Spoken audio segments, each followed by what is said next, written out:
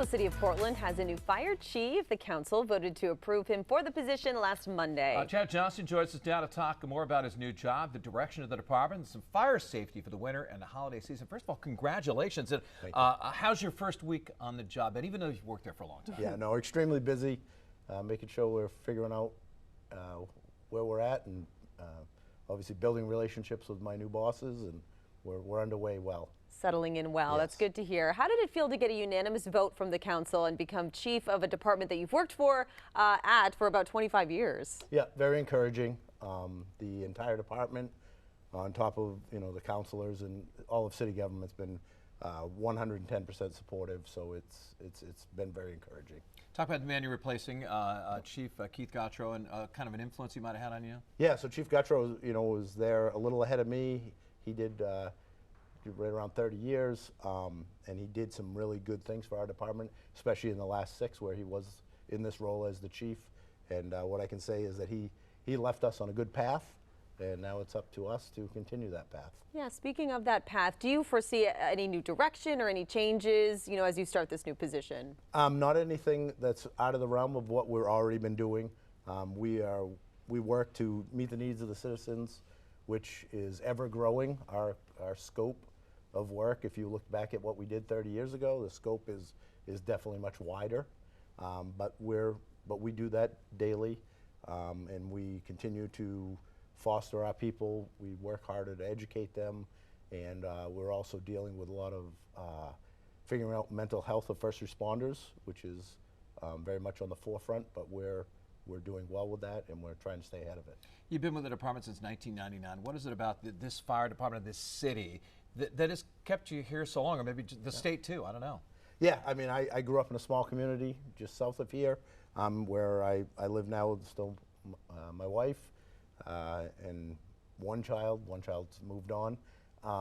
But this city, I got the opportunity to come here in '99. I began working with the Saco Fire Department prior to that for 5 years, and I was involved in the little town that I lived in, Goodwin's Mills, since I was 14. So I had every reason to want to stay in the area, but every reason to want to be a part of the Portland Fire Department just because of its size, complexity, and what it had to offer. And so I have no reason to ever want to look anywhere else but here. Yeah, you're actually living the dream because being a firefighter has always been something that you wanted to do. Can you tell us more about that, and what was that moment that you realized this was it? Yeah, I think I was always intrigued. We lived close enough to the fire station. My father and my grandfather were involved in the local volunteer fire department, so I was always intrigued by it, and I kind of knew at a young age that this was probably the direction that I would like to go, and then it did come to fruition. However, sitting here today with you guys is not what I ever didn't really see that coming. So that's a good thing. Yeah, live on television. I know. Hey, they say you should never stop learning. After being a firefighter for so long, you're going for a bachelor's degree. Now, how important is that? Maybe a good message to pass along to everybody watching and even your firefighters. Yeah, no, we definitely we're doing our best to encourage the further in education, lifelong learning, and I know that in February I'll be done with my bachelor's. But I'm actually not going to stop there. I've got a couple other avenues that I plan on heading. But I think it's very important to, keep that lifelong learning moving. All right, so here's a question. Portland has over 200 firefighters and several fire stations. In the past, there's been some debate, even between city councilors and mayors in the past, that with the size of the city, do we really need that number of fire stations or firefighters? What's your feeling about all of that? Yeah, so the long and the short answer is absolutely. We've done, under the City Council's guidance, in 2012, they did a full study of the fire department, which covered our staffing matrix and how we staff different vehicles and types. And then in 2016, we had another study done that was basically done around the stations and their locations and was it appropriate. And the studies have come back and shown that what we're doing is where we need to be.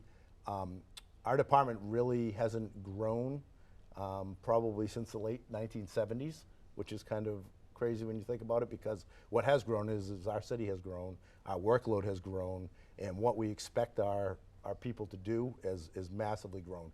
So we've been adapting for the last 20 to 30 years of taking on growth without growth internal. So where we're at is basically where we need to be at. Probably in the next 10 years we're going to have to adapt, but it'll probably be the other way in lines of growth and not shrinking. You know, it's the Christmas season, Hanukkah. Lots of people have Christmas lights. They're going to be lighting candles. What's some advice for folks to stay safe, and especially when it comes to maybe fires? Yeah, so I mean, you just hit it right on the head. The live candles, we would very much try and encourage people to not have them near live wreaths, live trees. Live trees are a great thing that our culture loves to do, but it comes with a cost sometimes. So we want to do everything we can do to make sure we're keeping them watered and keeping them as fresh as possible, so that they're not a fire hazard, because when they are, it's certainly horrific.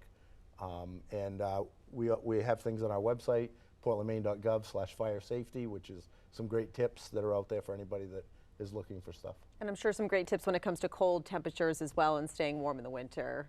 Yeah, so number one, don't run your car in your garage, because carbon monoxide, can't smell it, and it is deathly. Number two is just, be prepared. Be prepared for your car to break down. Be prepared when you're outside if you're dressed for it, we'll be good. Yeah, bundle up. Yeah, bundle up, especially with the temperatures we're seeing now. And it's so tough to fight fires, too, with the fire departments. Yes. Thanks for coming on. Congratulations on the new gig. Yes, thank you very much for having me. Which is kind of like an old gig, right? I mean, it's like it's definitely new. Yeah. Thank you so much, and good luck. A lot of responsibilities. Yes.